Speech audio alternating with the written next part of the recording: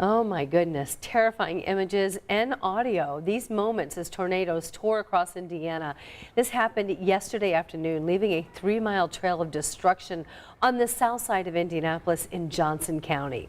And today, the National Weather Service went out, looked at the damage there, and confirmed that there were 3 tornadoes that hit Indiana on Sunday. So work is already underway right now to help bounce back. Our Rich Nye and Jenny Runovich are live in Johnson County. Jenny, can you tell us what you see? Yeah, Felicia and Ann, I'm actually in the Kensington Grove neighborhood. This is just south of Center Grove High School. And this area, the National Weather Service says, was hit hardest by yesterday's EF1 tornado. Take a look, you can see why. Looks like it snowed in this backyard, but this is all insulation that came out of the house. Shingles are down, the roof is down. They're trying to tarp it up and repair right now. They can make repairs here, but we actually talked with a neighbor near State Road 135 whose house will likely have to come down.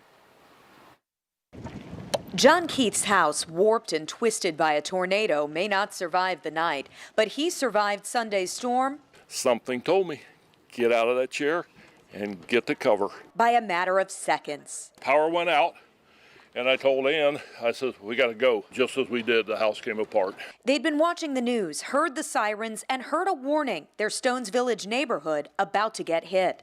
The one guy on the news, he said, take cover now. And that's what we did. I got to watch all my porch furniture go, whoosh, and then all of a sudden I heard the whole house explode.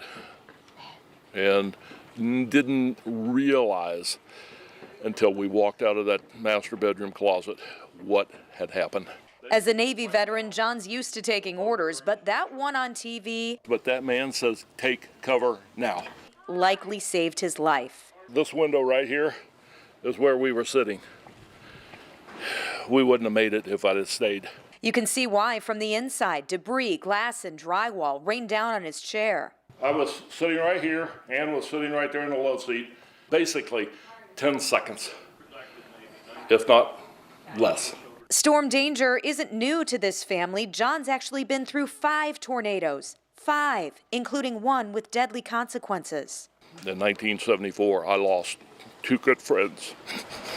So, luckily, we didn't get hit by the funnel. They did.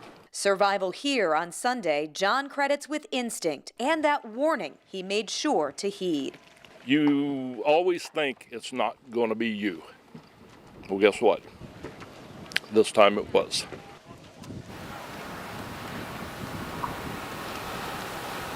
He stayed safe because he heard that warning and did what he had to do. Again, his house likely going to be demolished. His one of 75 homes that are damaged all across Johnson County. The good news, though, Ann and Felicia, most of the power restored right now, and, again, nobody hurt.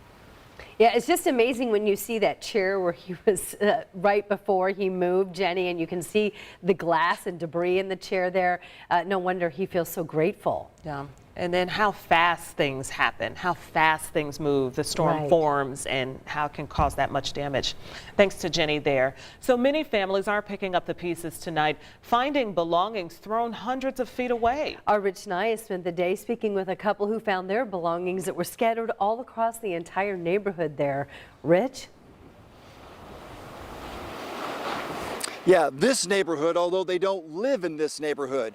The first house to the west on Travis Road of this Kensington Grove neighborhood belongs to Randall and Becky Lee, but some of their property wound up in this neighborhood. First off, the roof was blown off their house. The detached 4-car garage was completely destroyed. And inside that garage, a 76 Cadillac, a 56 Ford that Randall was restoring. Big mature trees were pulled out of the ground and blown over. The power lines knocked down on both sides of his house on Travis Road, which is still closed tonight.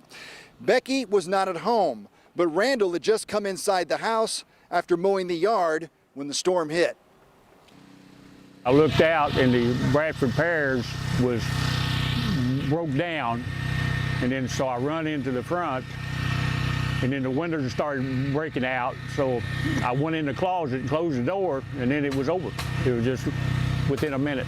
I seen them, and you never think it's going to happen to you, but It can happen to anybody. That's a refrigerator clear on the other side of the pond that came out of Randall's garage. And most of the metal roof from that garage is even deeper in this Kensington Grove neighborhood, which you come back live to now, and you see some of the roof from this house where we're standing in the backyard, laying here on the ground. Randall and Becky have lived in that home for 45 years, but tonight they're grateful that they're both okay. And despite that roof damage, everything in their house seems to be okay. Yeah, Okay. that's just amazing to see those images there. Rich Nye reporting live for us tonight in Johnson County. Thank you.